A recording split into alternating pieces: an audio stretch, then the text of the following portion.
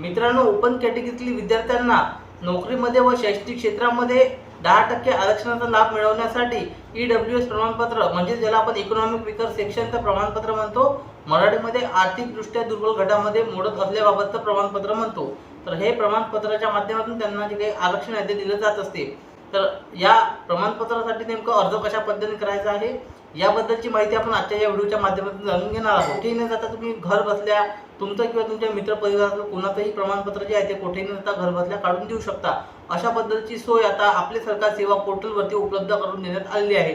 या सुविधेचा वापर करून आपण 2 ते 3 दिवसांमध्ये हे जे काही प्रमाणपत्र आहे ते सहजरित्या घर बसल्या कुठेही न जाता काढू शकता.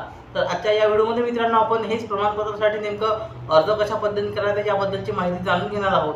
यापूर्वी मागच्या व्हिडिओमध्ये मित्रांनो आपण पाहिलं होतं की EWS प्रमाणपत्रासाठी कोणकोणते कागदपत्रे लागतात, त्यानंतर त्याच्या संदर्भातले जे काही आवश्यक फॉर्मॅट आहे संदर्भातली असेल किंवा मग कोण पात्र आहे यासाठी या आरक्षणाचा लाभ घेण्यासाठी इत्यादी प्रकारची सविस्तर अशी माहिती आपण त्या व्हिडिओमध्ये पाहिलेली आहे. आता आजच्या या व्हिडिओमध्ये मित्रांनो आपण यासाठी डायरेक्ट आपले सरकार सेवा पोर्टलवरून यासाठी अर्ज कशा पद्धतीने करायचा याबद्दलची सविस्तर माहिती जाणून घेणार आहोत. व्हिडिओ सुरू करण्यापूर्वी मित्रांनो तुम्हाला एक छोटीशी विनंती आहे, तुम्ही चॅनलवरती जर नवीन असाल तर चॅनलला सबस्क्राईब करा. माहिती महत्त्वपूर्ण आणि उपयुक्त वाटल्यास आपल्या मित्रांना शेअर करा. नमस्कार, मी धीरज अंकुशकर आणि तुम्ही पाहतात समर्थ ऑनलाईन यूट्यूब चॅनल. अर्ज करण्यापूर्वी तुम्हाला काही महत्त्वाची माहिती असणं गरजेचं आहे. ज्यांच्यासाठी तुम्हाला हे प्रमाणपत्र काढायचं आहे तो लाभार्थी असतो आणि या लाभार्थ्याचं वय जर 18 पेक्षा कमी असेल म्हणजे तो जर मायनर असेल तर अशा परिस्थितीमध्ये तुम्हाला त्या लाभार्थ्याच्या वडिलाचं, वडील नसतील अशा परिस्थितीमध्ये त्याच्या आईचं अकाउंट तयार करायचं आहे आणि त्यांच्या नावाने अर्ज करायचा आहे. अर्ज करत असताना सर्व डॉक्युमेंट त्यांच्या वडिलाची किंवा आईची लागतील. यामध्ये फोटो असेल किंवा मग आधार कार्ड ॲड्रेस प्रूफ असेल, त्यांचा आयडेंटिटी प्रूफ असेल किंवा इतर काही डॉक्युमेंट असतील. आणि फॉर्म भरताना जे बेनिफिशियरी डिटेल्स आहेत त्या ठिकाणी तुम्हाला तिथे मुलगा हे ऑप्शन सिलेक्ट करून त्या जो संबंधित लाभार्थी आहे त्याचं तुम्हाला नाव वगैरे टाकून तुम्हाला हा अर्ज करावा लागत असतो. हे झालं मायनरच्या कंडिशनमध्ये. याच्या विरुद्ध जर मेजर असेल म्हणजे ज्यासाठी तुम्हाला हे सर्टिफिकेट काढायचं आहे अशा परिस्थितीमध्ये त्यांचं वय जर 18 पेक्षा जास्त असेल तर अशा परिस्थितीमध्ये त्यांना त्यांच्या स्वतःच्या नावाने अकाउंट तयार करायचं आहे, स्वतःच्या नावाने अर्ज करायचा आहे. लाभार्थ्यांची माहिती भरा या सेक्शनमध्ये त्यांना तिथे रिलेशन निवडावं लागते. तिथे त्यांना स्वतः हे ऑप्शन सेल्फ ऑप्शन म्हणजे स्वतःसाठीच काढायचं आहे. हे सेल्फ ऑप्शन सिलेक्ट करून बाकीची माहिती त्यांना भरायची आहे आणि जे काही डॉक्युमेंट्स आहेत ते स्वतःचे अपलोड करावे लागतात आणि फोटोसुद्धा अपलोड करावे लागतात. तर आता नवीन अपडेटनुसार तुम्हाला लाईव्ह फोटो अपलोड करणं बंधनकारक आहे. तुम्हाला पासपोर्ट फोटो जे आहे ते आता चालणार नाही आहे. तर अशा परिस्थितीमध्ये तुम्हाला सांगितलं मी मायनर असेल तर काय करायचं आणि जर मायनर नसेल जे लाभार्थी आहे तर ते काय करायचं. अशा परिस्थितीमध्ये कुणाचं अकाउंट तयार करायचं, डॉक्युमेंट कुणाचे अपलोड करायचे आहेत ते तुम्हाला क्लिअर झालं असेल तर आता डायरेक्ट अर्ज कशा पद्धतीने करायचा त्याबद्दलची माहिती पाहूया. सर्वात आधी मित्रांनो तुम्हाला आपले सरकार सेवा पोर्टलवर जर तुमचं अकाउंट नसेल तर अकाउंट तयार करावं लागेल. कसं करायचं, कुणाचं अकाउंट तयार करायचं ते ऑलरेडी मी सांगितलेलं आहे. त्यावरती आपले व्हिडिओसुद्धा बनवलेले आहेत. यामध्ये जास्त वेळ जाणार नाही म्हणून आपण हा पार्ट स्किप केलेला आहे. अकाउंट तयार केल्यानंतर तुम्हाला उत्पन्नाच्या दाखल्यासाठी अप्लाय करायचं आहे आणि उत्पन्नाचा दाखलासुद्धा काढून घ्यायचा आहे. कारण की त्याच्यावरती सुद्धा आपले व्हिडिओ बनवलेले आहे. आपण नवीन व्हिडिओ कशा पद्धतीने उत्पन्नाचा दाखला काढला जातो आणि त्यानंतरची पुढील प्रोसेस आता मी तुम्हाला सांगतो. लॉग इन केल्यानंतर आता तुम्हाला EWS सर्टिफिकेट हे ऑप्शन सर्च करायचं आहे किंवा रेव्हेन्यू सर्व्हिसेसमधून घेऊन घ्यायचं आहे. आता आपण ऑलरेडी उत्पन्नाचा दाखला काढून घेतलेला आहे. तुम्हाला सुद्धा 1 वर्षाचा उत्पन्नाचा दाखला काढून घ्यायचा आहे. दाखला कशा पद्धतीने काढला जातो यावरती व्हिडिओ बनवलेला आहे. पुन्हा सर्व्हिसेसमध्ये यायचं आहे आणि इथून EWSची सर्व्हिस इथे पाहू शकता नवीन आलेली आहे. EWS 10% certificate for Maharashtra government. यासाठी ID proof, identity proof, address proof पाहू शकता इथे कोणते डॉक्युमेंट आहेत आणि किती मॅक्झिमम कालावधी आहे. 21 दिवसाचा कालावधी आहे. कोण इश्यू करते सर्व पाहू शकता. पुढे जावरती क्लिक करायचं आहे. पुढे जा. त्यानंतर अशा पद्धतीचा फॉर्म तुमच्यासमोर ओपन होणार आहे. आता आपण मेजर व्यक्तीचं हे करत आहे म्हणजेच 18+ व्यक्तीचं आहे. त्याचंच अकाउंट ओपन केलेलं आहे आणि त्यांची माहिती भरत आहे. आता फॉर्म भरण्यास सुरुवात झालेली आहे. तर अकाउंट ज्या नावाने तुम्ही तयार केलेलं आहे त्यांचं ऑलरेडी इंग्लिशमध्ये मराठीमध्ये नाव आलेलं आहे. फक्त त्याच्या वडिलाचं सॅल्युटेशन आणि वडिलाचं नाव इथे तुम्हाला टाकून घ्यायचं आहे. त्यानंतर त्याच्या वडिलाचं नाव मराठीमध्ये इथे येणार आहे. डेट ऑफ बर्थ ऑटोमॅटिक येईल. मोबाईल नंबरसुद्धा ऑटोमॅटिक येईल. जेंडर तुम्हाला ऑटोमॅटिकच येईल. फक्त इथे तुम्हाला व्यवसाय टाकायचा आहे. आता जे व्यक्ती अर्ज करत आहे त्यांचा व्यवसाय टाकायचा आहे. 18 पेक्षा जास्त आहे ही व्यक्ती, अशा व्यक्तीचं आपण हे काढत आहोत. व्यवसायामध्ये जो काही व्यवसाय असेल तुम्हाला ते ऑप्शन सिलेक्ट करून घ्यायचं आहे.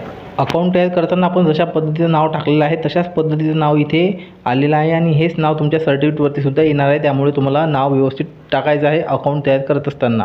अशा पद्धतीने आता आपण ही व्यवसाय सिलेक्ट करून घेऊया. मोलमजुरी आपण इथे सिलेक्ट केलेलं आहे. त्यानंतर पुढे काहीच माहिती भरायचं काम नाही आहे. जे महत्त्वाची माहिती आहे ती सांगतो.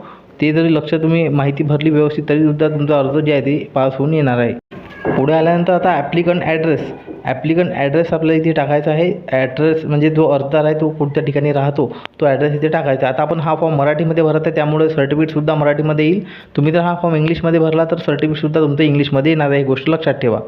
ॲड्रेस डिटेल टाकल्यानंतर लाभार्थ्यांचा तपशील टाकायचा आहे. आता मी तुम्हाला आधीच सांगितलं आपण अर्जदार आणि लाभार्थी या केसमध्ये एकत्र आहे म्हणून मी ते सेल्फ ऑप्शन सिलेक्ट केलेलं आहे. जर कोणाला जर त्यांच्या मुलासाठी किंवा मुलीसाठी काढायचं असेल तर अशा परिस्थितीमध्ये त्यांचं इथं मुलगा किंवा मुलगी हे त्यांना जे काही सॅल्युटेशन आहे किंवा रिलेशन आहे ते सिलेक्ट करायचं आहे आणि त्यांच्या मुलाची किंवा मुलीची माहिती या ठिकाणी भरावी लागते मायनरच्या केसमध्ये. तर आता हे जे काही अर्ज आहे आपला मायनर नाही आहे, मेजरचा आहेत. त्यामुळं अर्जदार आणि लाभार्थी एकच असल्यामुळे मी त्याची स्वतः सेल्फ ऑप्शन सिलेक्ट करून माहिती भरलेली आहे. आता वर जो आपण ॲड्रेस टाकला ॲप्लिकंटचा तोच ॲड्रेस परमनंट ॲड्रेस आहे का विचारत आहे, तर मी यस ऑप्शनवरती जे आहे ते टिक केलेलं आहे. तुमचं यापेक्षा वेगळा असेल तर तुम्ही टाकू शकता. आणि त्यानंतर व्यवसायसुद्धा टाकायचा आहे. त्यानंतर तुम्ही मायग्रेटेड आहात का ते विचारते तुम्हाला, स्टेट मायग्रेटेड, तर मी ते नो ऑप्शनवरती टिक केलेलं आहे. त्यानंतर तुमची जात विचारलेली आहे. आता हे ओपन कॅटेगरीतील आहे म्हणून जी काही तुम्ही EWS काढणार आहात त्याची जी काही कास्ट असेल ती कास्ट तुम्हाला कास्टचा उल्लेख करणं जे आहे तिथे आवश्यक आहे. त्यानंतर पुढे आल्यानंतर लाभार्थ्यांच्या वडिलाचा तपशील, त्यांच्या वडिलाचं इथे सॅल्युटेशन निवडायचं आहे. वडिलाचं इंग्रजीमध्ये पूर्ण नाव, मराठीमध्ये पूर्ण नाव, वडिलाची जन्मतारीख टाकायची आहे. त्यानंतर जेंडर ऑटोमॅटिक येणार आहे. त्यानंतर त्यांचा व्यवसाय टाकायचा आहे आणि मोबाईल नंबर नाही टाकला तरी चालेल. म्हणजे जे स्टारने चिन्हांकित केलेलं आहे तीच माहिती महत्त्वाची आहे. इतर माहिती तुम्ही नाही भरली तरी चालेल. अशा पद्धतीने जे काही अर्जदार आहे तो त्याच्या वडिलाची माहिती इथे मागवण्यात आलेली आहे. त्यानंतर पुढे आल्यानंतर लाभार्थ्यांच्या वडिलाची निवासाचा तपशील, म्हणजे वर माहिती टाकली आपण, आता त्याच्या वडिलाचा निवासी पत्ता, म्हणजे आता जो अर्जदार आहे त्याच ठिकाणी त्यांचा पत्ता येणार आहे कारण की वडील आणि मुलगा एकाच ठिकाणी राहतो अशा परिस्थितीमध्ये. आणि त्यांची वडिलाची जातसुद्धा विचारलेली आहे. ते वडिलाची माहिती आता इथे टाकायची आहे, वडिलाची जात टाकून घ्यायची आहे. त्यानंतर जमीन जर असेल अर्जदाराकडे किंवा त्यांच्या फॅमिलीमध्ये कुटुंबामध्ये कोणाकडे तर त्याची तुम्हाला जमिनीची माहिती द्यायची आहे. या केसमध्ये जमिनीची माहिती नाही म्हणून मी नो ऑप्शनवरती टिक केलेलं आहे. त्यानंतर तुमच्याकडे जमीन असेल तर त्याची माहिती तुम्ही देऊ शकता आणि आउटसाईड गावाच्या बाहेर तर जमीन असेल त्याची माहितीसुद्धा देऊ शकता. त्यानंतर तुमच्या कुटुंबातील सर्व उत्पन्न टाकायचं आहे या ठिकाणी, किंवा तुम्ही उत्पन्न दाखला काढला असेल त्यावरती जो काही उत्पन्न असेल तुमचं ते या ठिकाणी तुम्हाला टाकायचं आहे. आणि कोणत्या सोर्स ऑफ इन्कममधून उत्पन्न आहे तुमचं त्या ठिकाणी ते उत्पन्न टाकायचं आहे. आणि बाकीच्या ठिकाणी तुम्हाला बाकीच्या सोर्समधून तो उत्पन्न असेल तर ते टाकू शकता, नसेल तर 0 टाकायचं आहे. आणि त्यानंतर फॉर्म आपला सेव्ह करायचा आहे. त्यानंतर डॉक्युमेंटमध्ये तुम्हाला फोटो अपलोड करायचा आहे. हा फोटो ज्यावरती प्रिंट होऊन येणार आहे सर्टिफिकेटवरती. आयडेंटिटी प्रूफमध्ये आधार कार्ड, ॲड्रेस प्रूफमध्ये रेशन कार्ड हे कंपल्सरी आहे. त्यानंतर खाली यायचं आहे आणि अदर सेक्शनमध्ये मी तुम्हाला जे मागच्या व्हिडिओमध्ये सांगितलं, इन केस जर तुमचं काही कारणामुळे फॉर्म जर मधातून कनेक्टिव्हिटी गेली वगैरे किंवा दुसरा काही प्रॉब्लेम आला तर तुम्ही नंतर जे काही फॉर्म आहे पुन्हा लॉग इन करून कंटिन्यू करू शकता. तर आता मी पुन्हा कंटिन्यू केलेला आहे फॉर्म. आता इथे फोटो अपलोड करायचा आहे. फोटो अपलोड करताना तुम्हाला सजेशन करेल लाईव्ह फोटो अपलोड करा, फॉर्म रिवर्ट येणार नाही. त्यानंतर ॲड्रेस प्रूफ आणि आयडेंटिटी प्रूफ, या ठिकाणी तुम्हाला आयडेंटिटी प्रूफमध्ये आधार अपलोड करायचा आहे. ॲड्रेस प्रूफमध्ये तुम्हाला जे आहे ते रेशन अपलोड करायचं आहे. आता बरेच जण म्हणतील इथे डॉक्युमेंट अपलोड करण्यासाठी काही ऑप्शन इथे नाही आहे. लाईट बिल वगैरे तर कुठे अपलोड करायचं, तर तुम्हाला डॉक्युमेंट मर्ज करायचे आणि ते तुम्हाला एकत्र करून अपलोड करायचे आहे. बाकी इतर तर जे काही ऑप्शन आहे या इतरमध्ये काय अपलोड करायचं आहे, तर तुम्हाला मी जे काही 4 मागच्या व्हिडिओमध्ये प्रपत्र किंवा जे काही फॉर्मॅट सांगितलेले आहे, प्रपत्र, अप्रपत्र, ब आणि क आणि ड, ते माहिती भरून तुम्हाला सर्व एकत्र PDF करून या इतर सेक्शनमध्ये अपलोड करायचे आहे. बाकी गृह चौकशी अहवाल तुमच्याकडे असेल तर ते सुद्धा तुम्हाला अपलोड करायचं आहे. ॲड्रेस प्रूफसोबत अपलोड करा किंवा मग आयडेंटिटी प्रूफसोबत अपलोड करा, कारण की या ठिकाणी जे आहे ते आता ऑप्शन इथे नाही आहे जास्त. आणि त्यानंतर तुमची TC, वडिलाची TC, आजोबाची असेल तर आजोबाची TC, असे काही इतर डॉक्युमेंटसुद्धा एक्स्ट्रा डॉक्युमेंट मर्ज करून तुम्हाला अपलोड करायचे आहे. डॉक्युमेंट काळजीपूर्वक अपलोड करायचे आहेत कारण की तुमचं जे काही सर्टिफिकेट आहे डॉक्युमेंटच्या बेसिसवरतीच येणार आहे. त्यामुळे डॉक्युमेंटमध्ये कुठेही तुम्ही जी काही त्रुटी आहे किंवा काटकसर आहे ते करू नका.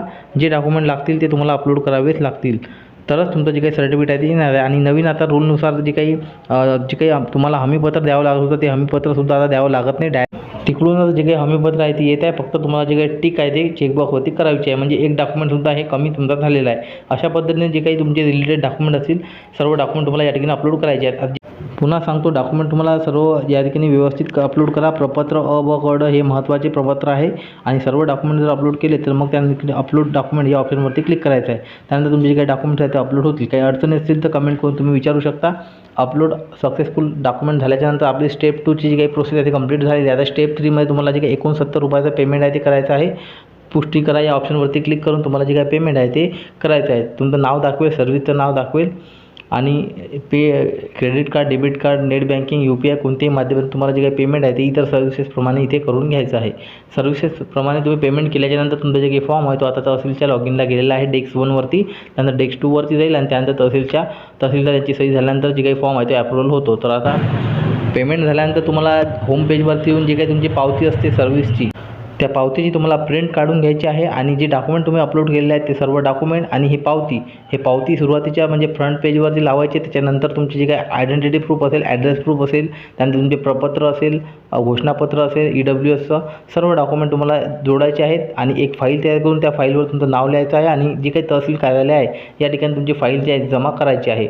फाईल तुमची जमा केल्यानंतरच तुमचा जे काही फॉर्म आहे तो अप्रूव्हल होईल. काही त्रुटीमध्ये आली तर इथे कळवण्यात येते तुम्हाला. बघा, रेड कलरचं ऑप्शन इनेबल होते अपलोड डॉक्युमेंटचं. जर काही त्रुटीमध्ये आलं तुमचं तर अशा पद्धतीने तुम्हाला त्याचं स्टेटस चेक करत राहावं लागते. काही त्रुटीमध्ये आलं तर तुम्हाला लॉगिनमध्ये लगेच इथे दाखवण्यात येते की तुमचं काय प्रॉब्लेम आला किंवा तुम्ही तहसील कार्यालयाशी सुद्धा कॉन्टॅक्ट करू शकता. तर तुम्ही जर नियमानुसार जसं आपण सांगितलेलं आहे तशा पद्धतीने जर अर्ज केला तर तुमचा जे काही अर्ज आहे ते रिजेक्ट होणार नाही. जे मी कागदपत्रे सांगितले तेवढे जरी तुम्ही अपलोड केले तरीसुद्धा तुमचा जे काही अर्ज आहे ते लवकरात लवकर इथे अप्रूव्ह होऊन येणार आहे. तर अशा पद्धतीने तुम्हाला मित्रांनो अर्ज करायचा आहे.